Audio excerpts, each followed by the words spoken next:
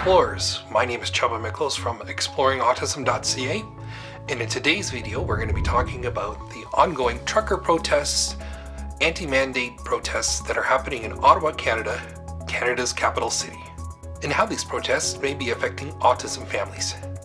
Thousands of protesters came into Ottawa on Saturday, January 29th, and at the time of filming this video, the protesters have been in Ottawa for almost 3 weeks. Several streets in downtown Ottawa have been blocked off by transport trucks. This includes Wellington Street, the street that is right in front of Canada's Parliament buildings. Media reports have indicated that there are over 400 trucks in Ottawa's downtown core. The protests have been loud, and the truckers have been honking the horns on their rigs for several hours each day.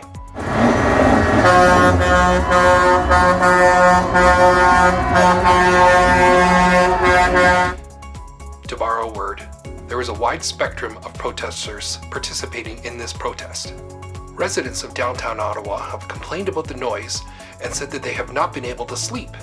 A court has imposed an injunction stating that the truckers are not allowed to honk their horns, but media reports have indicated that some of the truckers are ignoring this injunction. Blocked roads have made it difficult for residents of Ottawa's downtown core to move around. Several restaurants and businesses have had to close. This includes the Rideau Centre, a large mall located in downtown Ottawa. Typically, people with autism like routines, and the protests may be affecting the routines of autistic people who live in Ottawa's downtown core. The noise from the protests and the honking from the horns may be causing anxiety in autistic people who live close to the protests. Last spring, my son Aiden was receiving autism therapy at a clinic that is located on one of the blocked streets in downtown Ottawa. We stopped going to that clinic for therapy because we ran out of funds from the Ontario Autism Program. But that's a video topic for another day. My heart goes out to all of the autism families who may not be able to attend their therapies at this time. I'm a proponent of legally protesting, and previously I've attended rallies associated with autism advocacy. The rallies that I've attended in the past were not at all like the current protests that are occurring in downtown Ottawa right now.